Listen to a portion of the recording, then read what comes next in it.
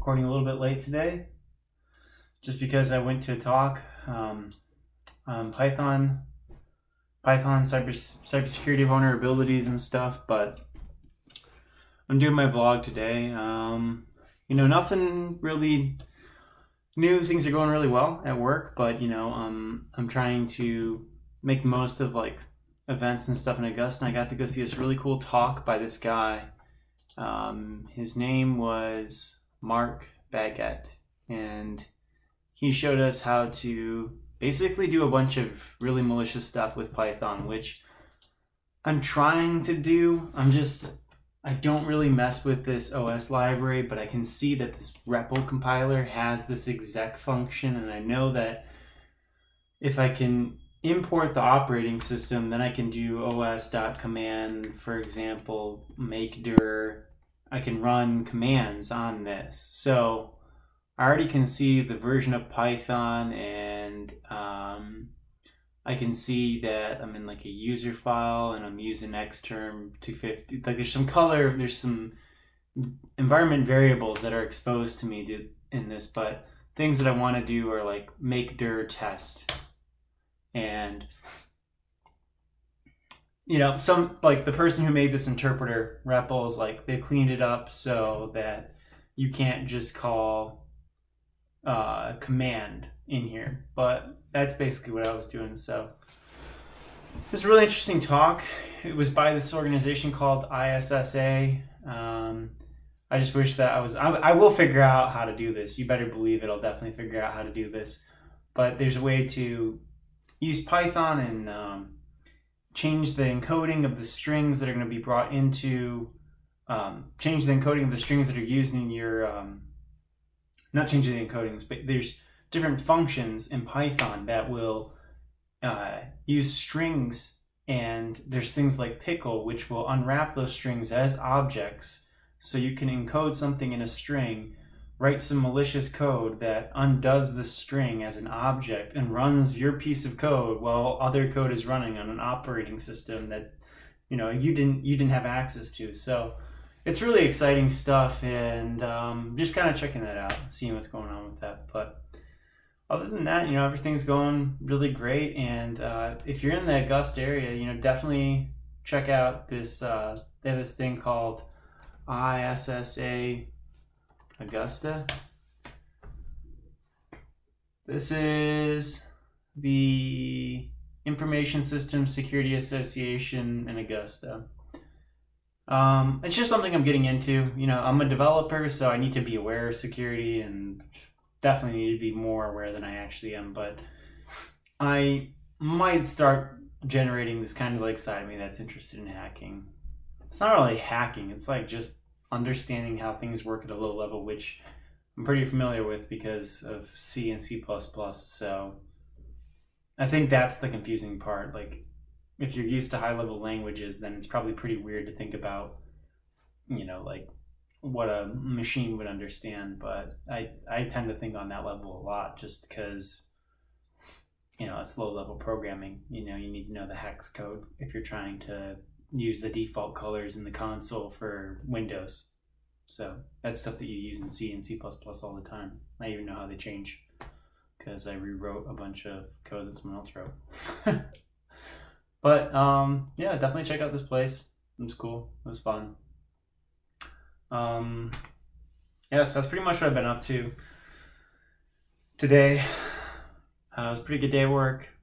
Really enjoy working with other people who are, more further along in what in what we do as software developers. So that has been really awesome. Just getting to learn from other people and seeing how they code, their preferences, how they define certain things in the field, and I'm just really starting to appreciate how, someone with a lot of experience, how long they've stuck it out in programming. I really am starting to understand that is that's not a thing that many people can do. It's really impressive when someone has been programming for 5-6 years. You can really learn a lot. I was just talking with someone today about how quickly the stuff changes, and it's weird because I don't even think I think I'm like a beginner programmer, and I've already seen changes in the stuff that I use. Like, Visual Studio is a Microsoft program that's used for, I guess, programming. Yeah, programming. Like, whatever you want to write. Python, Java, C++. Not many people use it. Most people use IntelliJ for that stuff with Java, and then other people use Jupyter Notebooks with Python because they work better. But you can do it all in Visual Studio. Now there's this new thing called Visual Studio Code, which is like a lightweight version of Visual Studio that allows people to work with lots of different programming languages. And it's just crazy that it's changed already. Like, that's a new thing. Like, I know when that was not popular, and now it is popular. And I'm not even really in the thick of it when it comes to programming.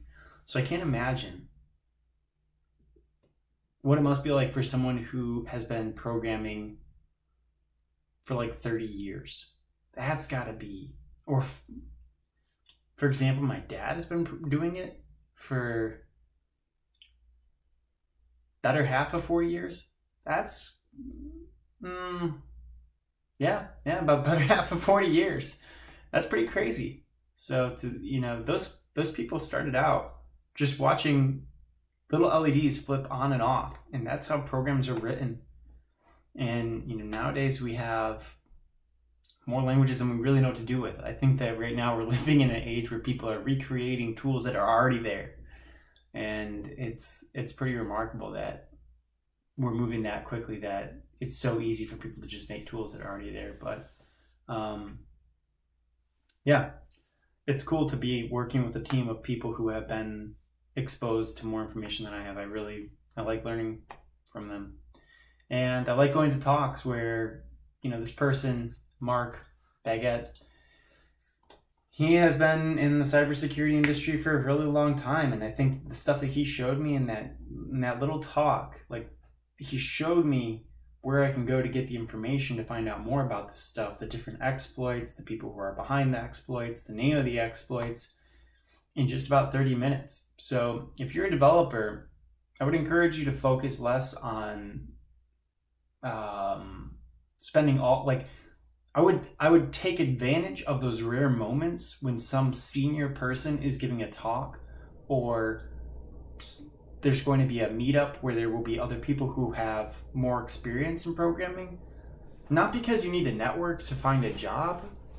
I guess that's important too. That's also a really, really important thing about these events is, gosh, I was just in this little talk and there were like 6 jobs that people threw out. Like, here's a job, here, and it's better than posting to a job. It's better than a job board. Who knows what you're gonna get when it's a job board? Thing might not even be there. But if you go to these meetups and you talk to people, you have a brief moment to actually prove yourself out as a normal person who's really, deserving of a job. So that's a really cool thing from going to these events. And I guess the other thing I would say is it's a catalyst for learning things. You can see the immediate application of something, so you'll take the time to understand it. Whereas if you see if you see how people are using it at a very basic level, maybe you don't have that application to incentivize learning it. So I would really encourage people interested in software or development, really whatever. It's interesting because I see it like this, but not many people do see it like this.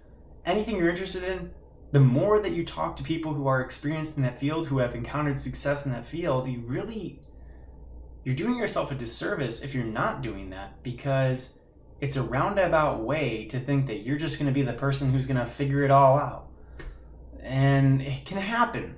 It really actually can happen. So if you are that person, I don't want to discourage you, but I know, for example, maybe you got to take some time to figure that out. I know I'm not that person. I know that I really like learning from other people, and I learn really quickly when I hear stuff from people. That's the way that I learn. Maybe I learn through an audible learner and a visual learner, I guess is what you would say. I learn a lot from videos and from listening to people, more than I do from reading. But that's just me. So, those are the 2 benefits that I see from going to events and really collaborating with people, I guess, is the thing. Those are the two things I really see from collaboration. Is number one, it will put you further in your career if you are interested in a particular field. And number two, it'll get you closer to people who have more experience, who can give you more information that will help you understand the concepts that are kind of difficult out there. So, you know, that's all I have for this vlog. Just kind of talking about, you know, what I do in Augusta and what I'm doing now. That, you know, I am a software developer now. It's weird to say that, but like I really am. And it's not with like a 2-year company that just started or a 1-year company that just started out of a basement. It's a real professional environment. So it's pretty awesome to be a part of that. And I hope to kind of like guide more people into that field, and especially specifically in this area. I'm very interested in people coming to Augusta to build companies and get into software development. I think that is really where I'm passionate about it. I love everywhere else, but I would like to see this area grow more. So I guess that's all I have.